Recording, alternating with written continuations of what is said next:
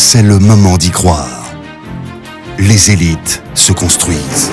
On est là aujourd'hui, on veut lutter contre le terrorisme. Mais la lutte contre le terrorisme ne passe pas seulement par les armes. Il faut un changement moral, ça se passe dans la tête. Dieu nous a donné le savoir pour faire le bien, la raison pour le connaître et la liberté pour le choisir. C'est de nous seuls que dépend notre propre bonheur. C'est le moment de rêver. Les élites, on les prépare. De rêver plus grand. Si vous pensez que l'éducation coûte cher, essayez donc l'ignorance. Essayez l'ignorance. Vous pensez que l'éducation coûte cher? Pourquoi ne pas essayer l'ignorance? Parce qu'à mon avis, l'ignorance coûte plus cher que l'éducation. C'est le moment d'écrire l'histoire avec les arguments et leurs forces. Pensez et agissez comme s'il était impossible d'échouer. Penser et évoluer à vase clos, c'est un échec a priori. Si nous sommes sûrs et certains que c'est la réticence à la base, la cause de la hausse du nombre de cas d'Ebola enregistrés en Guinée, alors il est évident que lorsque ces nombres baissent, que ce soit alors la raison, la diminution de la réticence. Et ce moment est à vivre seulement sur Espace TV. S'il vous plaît, donnez-moi une minute de silence pour tous les morts d'Ebola, s'il vous plaît, afin que je puisse essuyer les larmes de mon cœur. Donc je termine en disant que nier les performances de la coordination en termes de communication, c'est nier l'existence du soleil en plein midi. Je vous remercie. Sur Espace TV, nos élites s'expriment.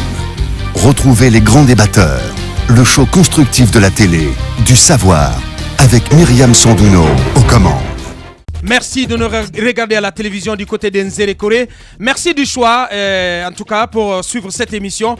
Nous allons prendre la direction dans un instant de Johannesburg, d'où nous attend Dr Dansa Kourouma. Il est président du CNOX. Il participe à un colloque international sur les bonnes pratiques électorales. Et derrière, c'est Oumar Bari que nous allons recevoir sur ce plateau. Il est initiateur et porteur du projet de retour sur scène du mythique Super Kolima Jazz du côté de la baie. Ça va être ce vendredi donc 12 juin.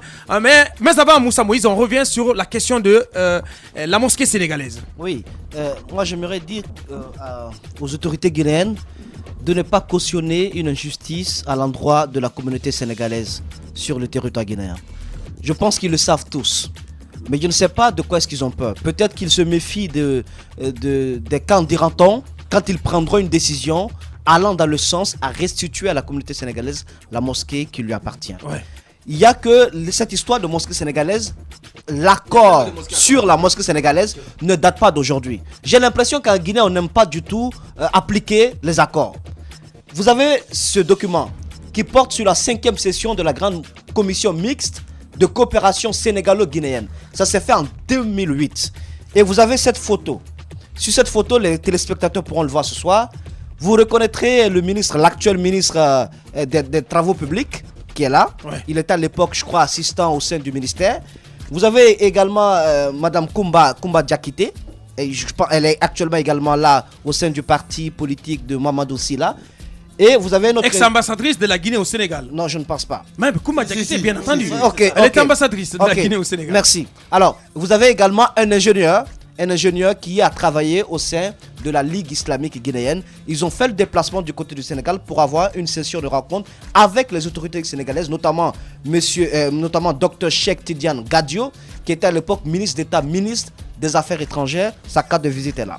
Et bien, au cours de cette rencontre, il y a eu un certain nombre de points évoqués. Notamment, je vais en citer deux.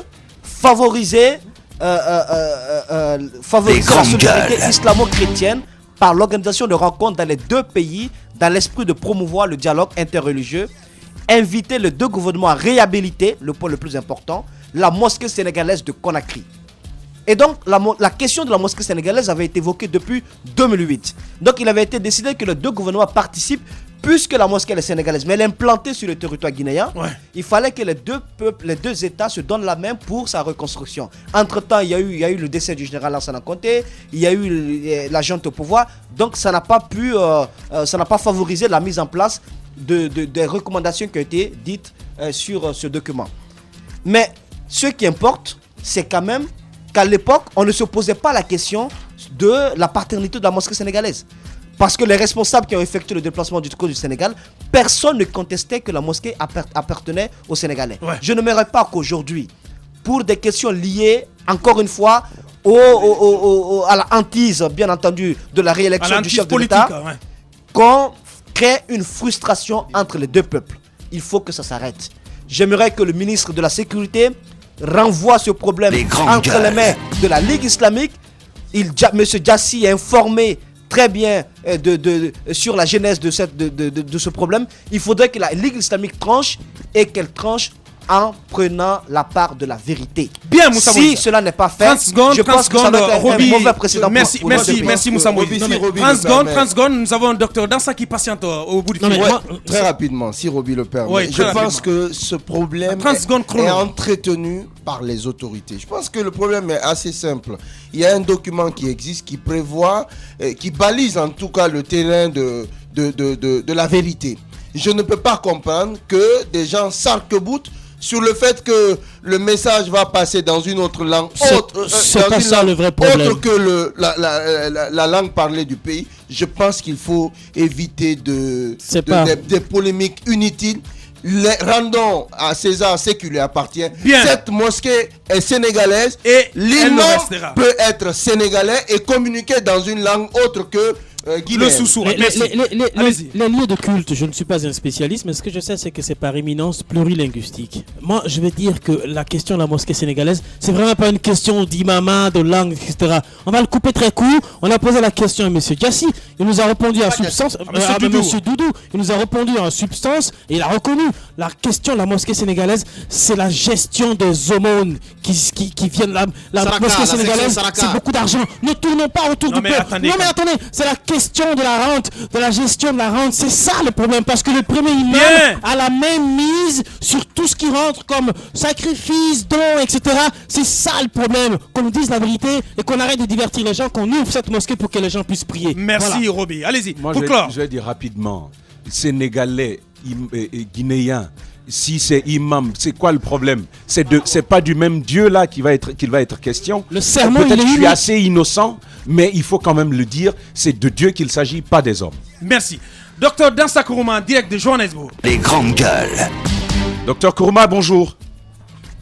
Bonjour. Bienvenue dans les grandes gueules. Vous êtes à Johannesburg encore ce matin au compte de la réunion annuelle de la Global Network Domestic Election Monitors.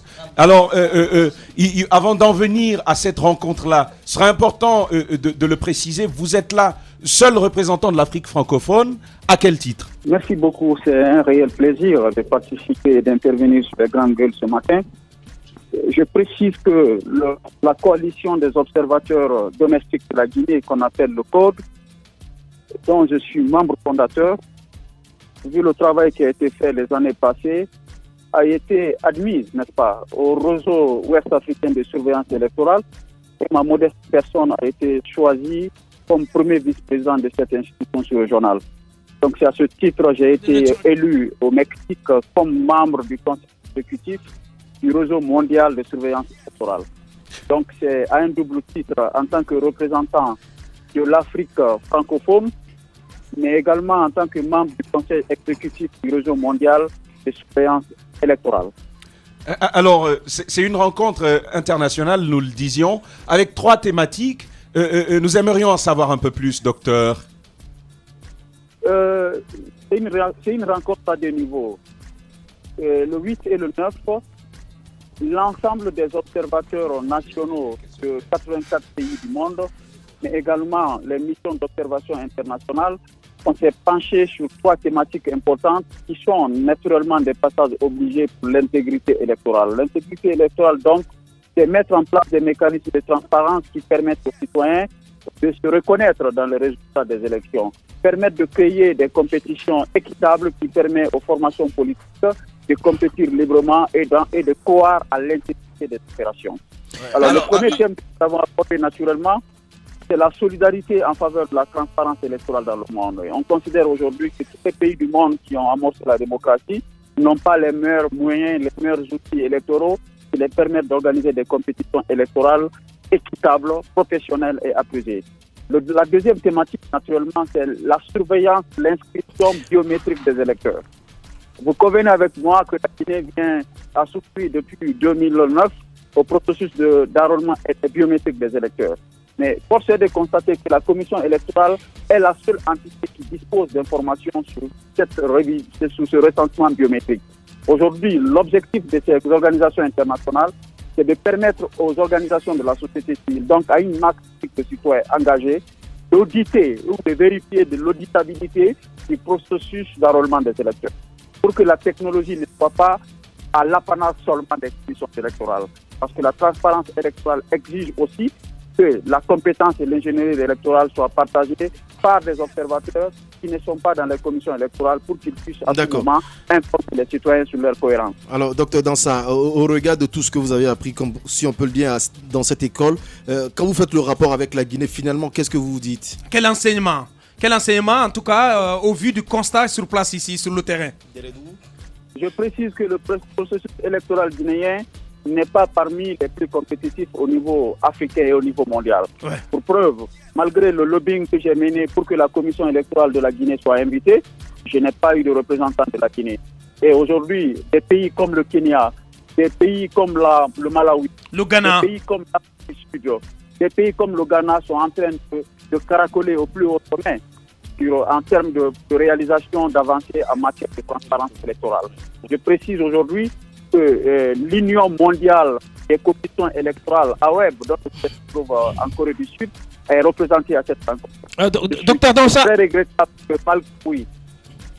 Docteur Dansa, vous avez discuté dans les couloirs certainement avec des amis à travers le monde de la situation guinéenne. D'abord, on a envie de comprendre, on est dans un pays francophone, Global Network Domestic Electoral Monitors, si j'y arrive.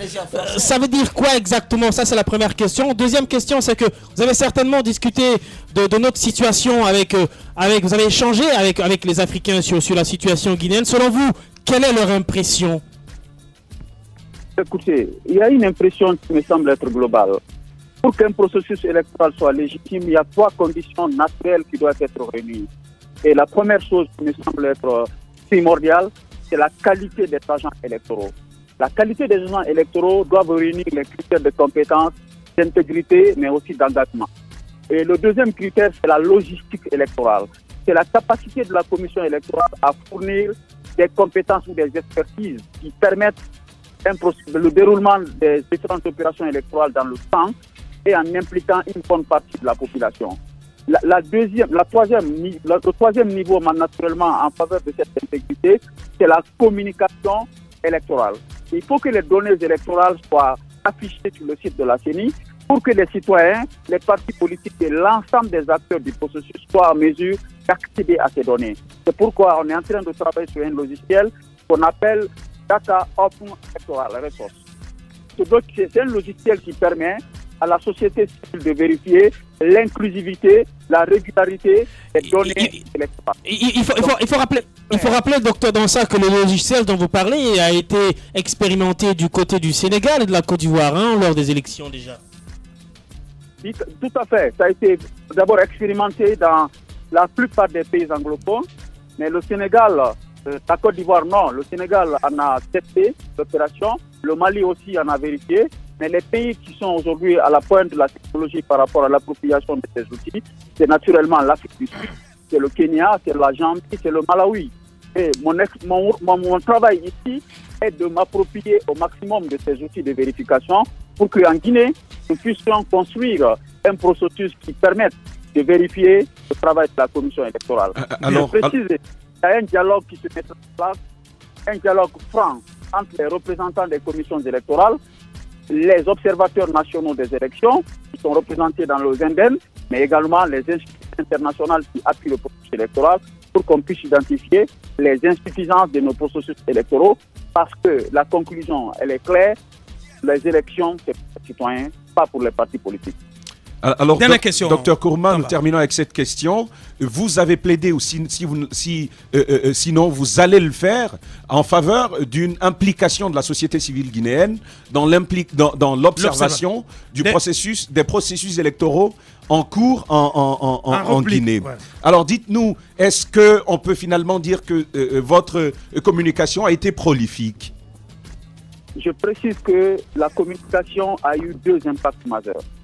Premièrement, le représentant du réseau mondial des commissions électorales, qui est présidé par un Sud-Coréen, a accepté que dans le cadre du dernier forum qui se tiendra entre les commissions électorales du monde, que l'observation citoyenne des élections sera inscrite en lettres capitales comme un moyen de légitimation du travail des commissions électorales. Les commissions électorales doivent arrêter de se recoqueviller dans leur carapace d'indépendance et ne pas associer les citoyens dans la vérification de leur travail.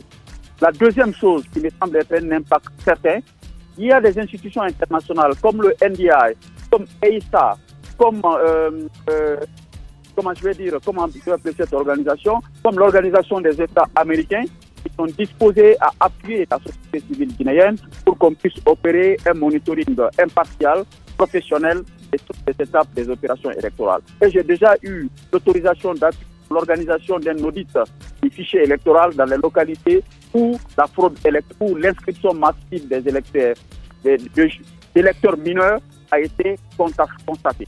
Donc ce travail va se mettre en place dès que j'arrive en Guinée et nous allons présenter le rapport à tout le monde. La dernière chose qui me semble être importante, c'est l'inscription de la Guinée au processus des données électorales ouvertes. Ce logiciel, nous avons le mot de passe aujourd'hui, ça permettra que NDI est disposé à former une vingtaine de formateurs au niveau national, au niveau de la société civile bien sûr, pour permettre de vérifier le fichier électoral, le fichier obtenu par suite d'un enregistrement biométrique. Pour moi, la technologie est devenue un moyen essentiel du renforcement de la confiance entre les électeurs et les commissions électorales. Merci. Docteur Dansa Kourouma, en direct, président du CNOX, en direct de Johannesburg. Merci, docteur, et bon séjour sur place. C'est vraiment un réel plaisir. Et je dirais à tous mes amis de la société civile que le travail qui nous interpelle demande qu'on s'accorde les violons, qu'on surpasse les différentes querelles de leadership, parce que notre pays... Ouais, surtout ça, c'est ce qu'on attend de vous, docteur. Ouais. Merci beaucoup. Merci. Politiciens véreux, fonctionnaires corrompus, promoteurs immobiliers voyous, justice passive. La Guinée devient-elle mafieuse ? Les grandes gueules d'Adafo Média ne lavent pas plus blanc, mais vous permettent de défendre votre pays en vous informant. Avec les grandes gueules d'Adafo Média, dénoncez les turpitudes, nous garantissons le secret des sources. Envoyez vos documents à espacefmguinée.info, rubrique Contact. Les grandes gueules d'Adafo Média ou le socle de la liberté d'expression en Guinée. Plus que 10 minutes à passer ensemble. Nous allons recevoir à l'instant notre invité qui n'est autre que Oumar Barry, Oumbi, pour les intimes, qui est directeur général de la radio Espace Fouta, mais également patron de cette structure, cette agence Rêve Média. Oumar Barry, bonjour. Bonjour. Bienvenue dans cette émission. Merci et beaucoup. vous allez organiser un grand événement vendredi du côté de la baie pour le retour de cet orchestre mythique qui s'appelle le Super Kolima Jazz. Expliquez-nous un peu comment l'idée est née et de quel constat vous êtes parti pour ressusciter cet orchestre. Voilà, franchement, ça fait un réel plaisir d'être dans cette émission et surtout de parler de ce projet, encore une fois, qui doit interpeller pratiquement tous les opérateurs culturels. Le problème, si vous voulez, le premier constat, c'est que toutes les activités, que ce soit du ministère en charge de la culture ou encore des autres ministères, sont en grande partie concentrées sur la capitale Conakry. La région pratiquement, où les régions sont, si vous voulez bien, ignorées. On se dit combien de fois, chaque fois qu'il y a un projet, il faudrait que ça passe plus de combien d'expérimentations avant d'arriver à l'intérieur. Donc nous, installés déjà à l'intérieur, on s'est dit, moi je suis arrivé dans cette région, j'ai souvent entendu parler du Super Kolima Jazz, j'ai écouté des morceaux et chaque fois. Et après, je me suis demandé, est-ce que les membres de cet orchestre sont encore en vie à la baie. Je rappelle bien que c'est 4 générations qui sont déjà succédées.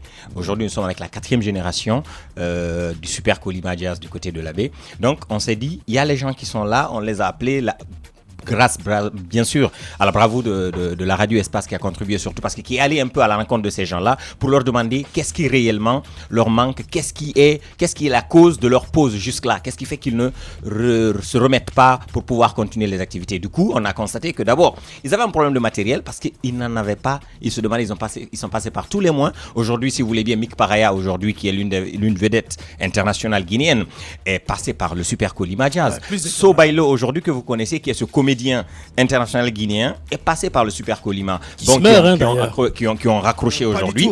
Mais donc, du coup, on s'est dit, ils ont besoin de soutien et ils ont frappé à beaucoup de portes. Finalement, c'est un jeune de l'abbé, un certain Mama Saliou Diallo, qui a du matériel à sa disposition, qui s'est dit, tiens, j'ai du matériel qui est en train de se gaspiller là, pourquoi ne pas le mettre à la disposition de cet orchestre? Donc, tout de suite, la volonté était là, parce que c'est d'abord la première des choses. Les gars étaient animés par cette volonté de pouvoir se remettre sur pied.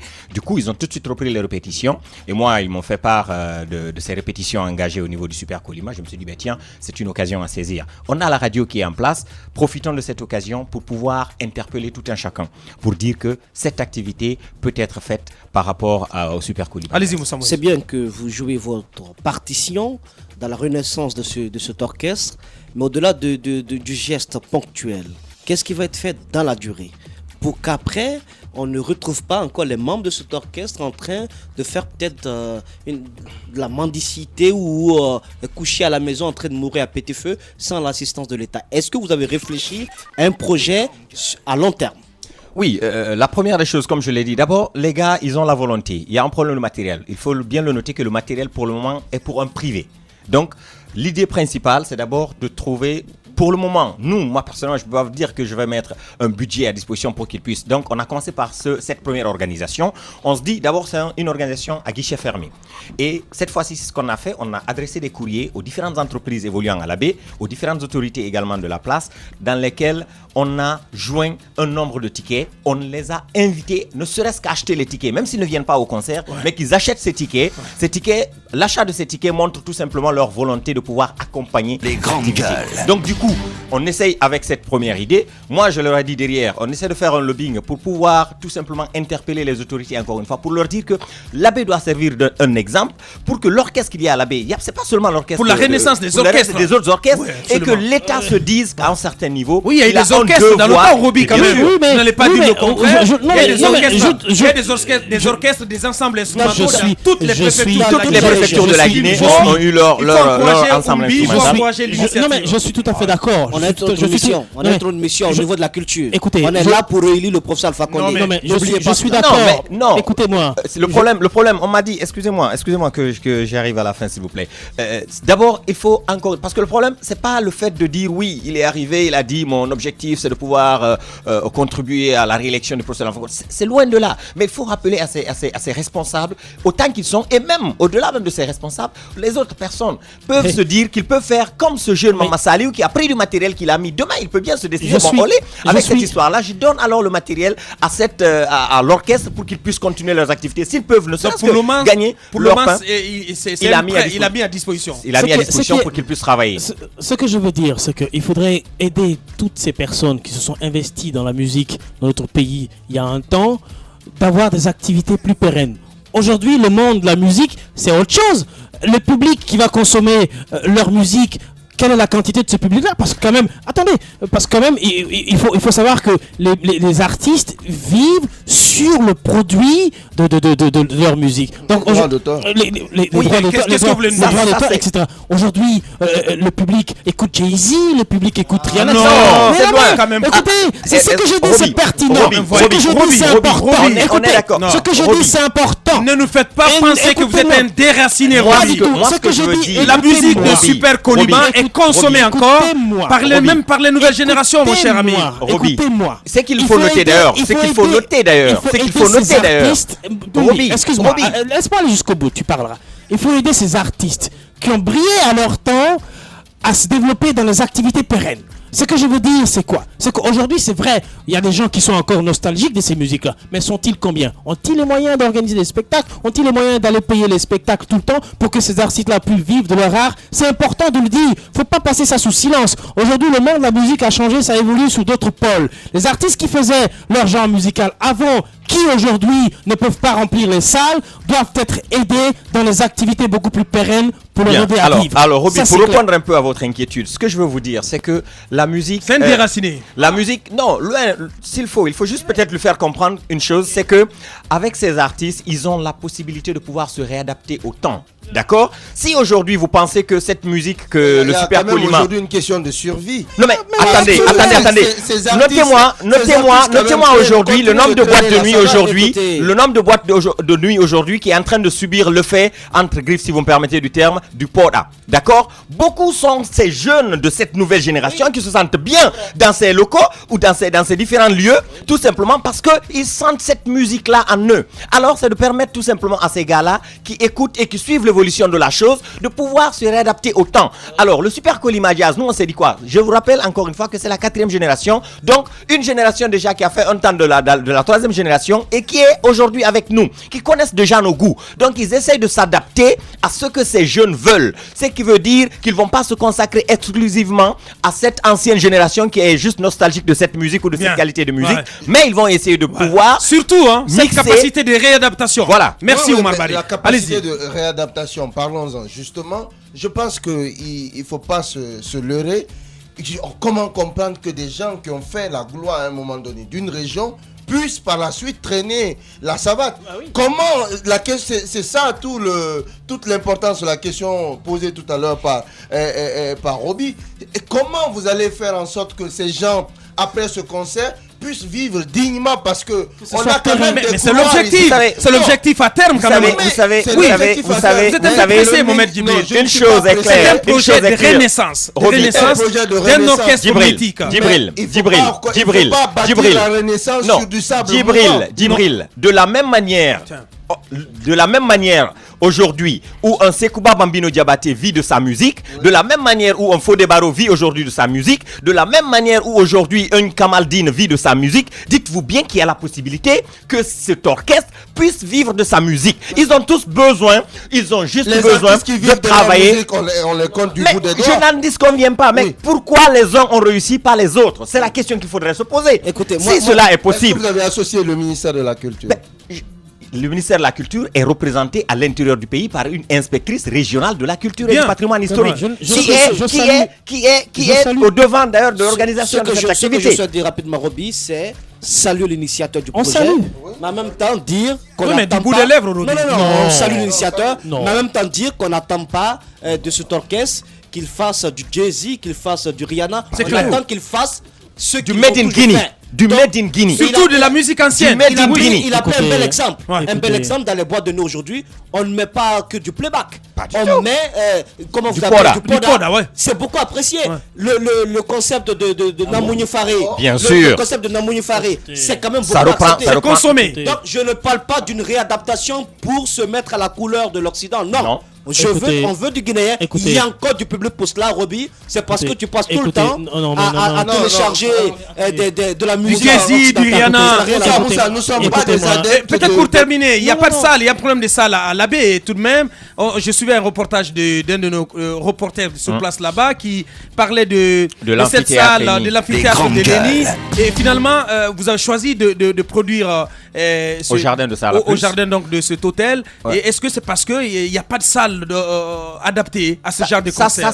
Ça c'est d'abord le premier problème, parce qu'il y a une maison des jeunes aujourd'hui à la baie qui a une grande capacité de pouvoir accueillir du monde, sauf qu'elle n'est pas dans les normes. D'accord? Ces maisons de jeunes, encore une fois, c'est une occasion peut-être d'interpeller le ministère de la Jeunesse qui c'est un peu un moment basé sur ces histoires de ces maisons de jeunes et tout. Dites-vous bien que la maison de jeunes de l'abbé, qui a d'ailleurs un moment qui a connu une polémique autour par rapport à sa gestion, l'histoire de Samba Kamara, dites-vous bien que depuis lors d'ailleurs, les jeunes, jusque-là, il n'y a pas du tout un gestionnaire de cette maison de jeunes. Donc le problème est là parce que la salle, elle ne répond pas. Vous organisez un spectacle dedans, c'est une salle à écho, vous ne pouvez pas du tout avoir la qualité qu'il vous faut. L'amphithéâtre NICFP de l'abbé également, avec ces différentes gestions qui ont été imposées par le ministère de l'enseignement technique et de la formation professionnelle également de ce côté. Bref, donc nous on a choisi le jardin de Salah Plus parce que tout simplement c'est un cadre aujourd'hui, on peut se dire que c'est un cadre idéal par rapport à la circonstance.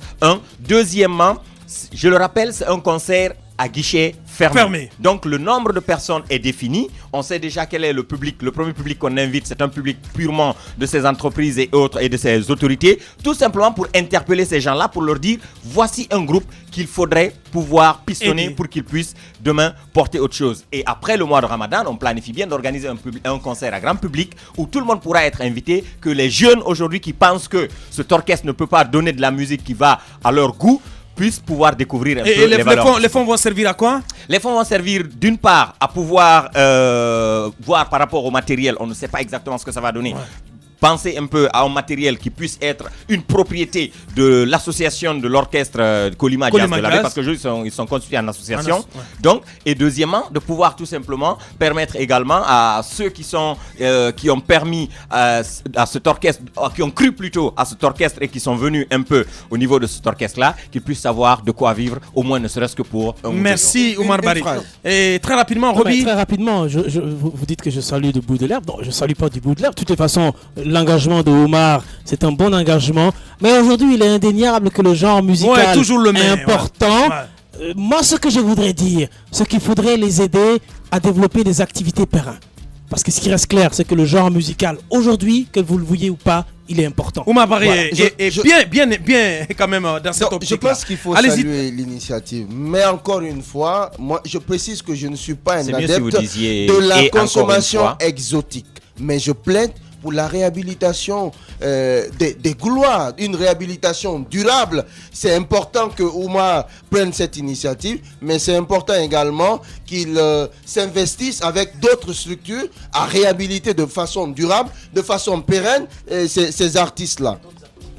Je dis simplement que Roby s'est dédié ce matin parce qu'il est de ceux qui disent que la culture guinéenne est en train de se mourir. Oumar Bari, félicitations pour avoir eu une telle initiative parce que ça permet de réveiller un pan de l'histoire culturelle de la Guinée. Encore une fois, félicitations. Ne se résume mais pas Dr Dansa Koma a dit quelque chose d'important. Il va falloir que l'on prête attention à cela. Il dit que suite à sa communication, à son plaidoyer, il a pu réussir ce projet-là. Un projet d'audit de la liste électorale où la révision avait suscité assez de polémiques autour de l'enrôlement de mineurs. Là, ça va permettre de crédibiliser le fichier et donc de nous éviter une catastrophe à terme. Ah oui, la politique quand tu nous tiens, il nous ramène dedans. Tamba Zakari Milimono, on se quitte là-dessus. Avec cette note que vous écoutez en fond sonore, c'est de la musique ancienne, le super Kolima Jazz, et qui va être un orchestre qui va être ressuscité. Rendez-vous vendredi 12 juin à l'hôtel Sala, ça du côté de l'Abbé, avec cette structure Rêve Média en collaboration avec le groupe Adafo Média et particulièrement avec Espace FM du côté de l'Abbé. Oumar Bari était notre invité. Merci à toute l'équipe de JG, merci à l'équipe de cadrage, Djibril Kamara, Lufo et Abdoulaye était donc au cadrage. Merci à Idi qui a goupillé cette émission du côté de la radio. On se reprend demain pour continuer l'aventure. Nos pensées affectueuses au Turbo, Lamine Guirassi, qui pilote cette émission, qui est un peu souffrant et qu'il se remette sur pied d'ici demain. Qu'Allah le protège. Merci.